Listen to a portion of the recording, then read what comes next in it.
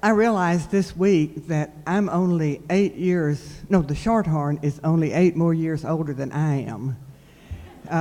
And the odd thing is that while I'm wavering between eccentricity and senility, the Shorthorn is bigger and better and stronger than it'll ever be. So thank goodness for that. I did get here, it was 50 years old, by the way, when I was here, so I can't take credit for too much of the early years. But there were so many fabulous people that contributed to that growth.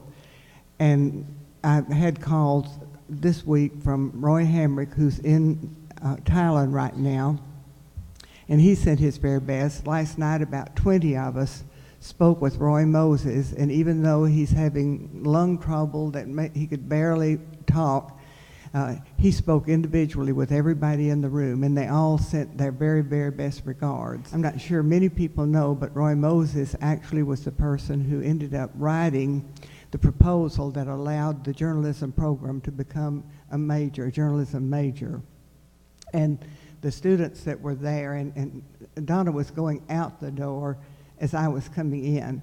And I think the students then in that first year were on their way, the year that this happened, they were on their way to TIPA, and the program that had been submitted to Austin was written by a speech person who had not consulted any journalist, even though there were 2 good ones on campus. We had a call from someone in the chancellor's office saying if that program is presented, it'll be turned down and there'll never be another opportunity for UT Arlington to have a journalism program. And so we got a call, and the president said, would you get Roy Moses in your office, and would you try to rewrite this proposal, and we have to have it in Austin on Monday. Well, the students were all packed to go to a TIPA meeting, and nobody interferes with TIPA. And Roy was going to be the driver. No one ever asked me to be the designated driver, even when I had a license. So he said, well, you stay in the office with the typewriter, and we did as much as we could before he left, and I'll stop in every town. And by the time he got to McAllen, the proposal had been written and edited. He'd stop and I'd read what I thought he had said, and then he'd wait till he got to the next town. I think the students thought he was having kidney trouble, but it was something much more serious than that. The program passed, and the journalism major was approved. The next year, the chancellor, the regents, got very angry at UT El Paso and UT Austin because the UT Austin was opposing many of the proposals the regents made. So they decided that they would look at all the papers, all the campus papers, so it wouldn't look as if they were picking on those 2. They came to UT Arlington, and they had us fill out a questionnaire, and one of the questions was, describe the facilities and equipment. Well, there wasn't any. So I described it the way it looked. In my first sight of the newsroom, I'd already taken the job, or I'm afraid I might have had second or third thoughts. We had some ancient typewriters, old desks that had been taken from inventory. None of the chairs matched, and they had a habit of rolling out from under you if you weren't careful before you could sit in them. And I think one reason the students were so prompt to work is the first ones there got the typewriters and the better chairs. So the regents came, and we called out the palace guard. I distinctly remember that Donna Darovich was one of the main people.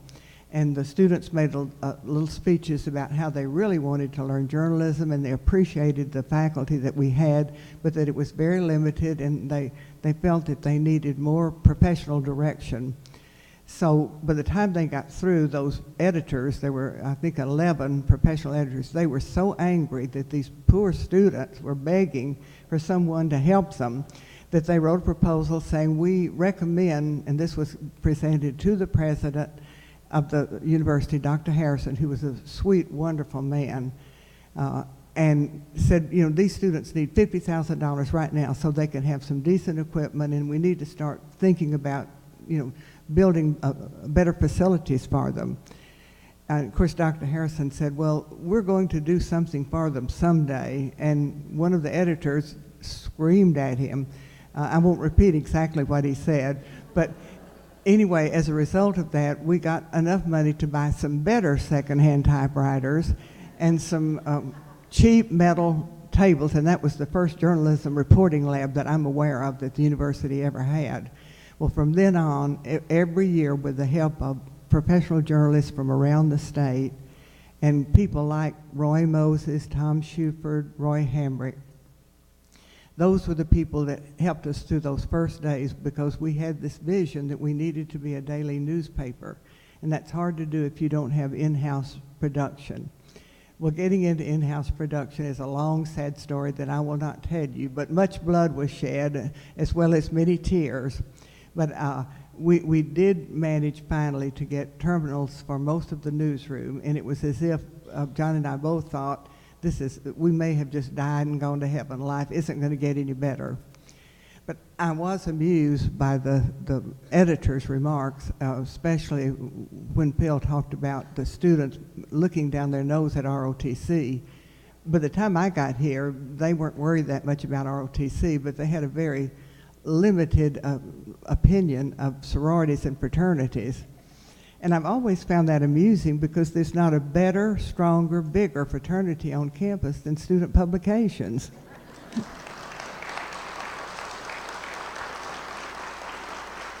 That's the only bit of hypocrisy that I ever detected in them. They're absolutely fabulous. As Lloyd said, you just want to hug them. I also remember a few times when I wanted to strangle some of them. But I think I learned as much from them as they did from me. They taught me how to get somebody out of jail. I had never done that before. And the Shorthorn kids never did anything bad, but they did a few things very stupid, like not pay their traffic tickets. And I know there's at least one person in here, a very demure, petite, beautiful person who was our best ad rep, who was arrested while she worked one day. That happened several times because she had so many traffic tickets. And they took her to jail, and the biggest indignity was they took her shoelaces out and her bra off. Well, I think they let her take it off because they were afraid she'd commit suicide with it. So anyway, I guess I'm more grateful for what I learned from the students, but I did learn, and Emery and I have lived on 3 continents. We've traveled on most of the others, hadn't made it to the South or North Pole yet. I've never found a place that's more exciting or exasperating than the student newsroom. And I'm just so glad that so many of you made such an effort to come here tonight. So for all the people who have been here before, the one thing that we want is for the students in the present and in the future to continue to beat our record, because there's still mountains to climb, and I think you're the people who can climb them. We'll be with you all the way, one way or the other.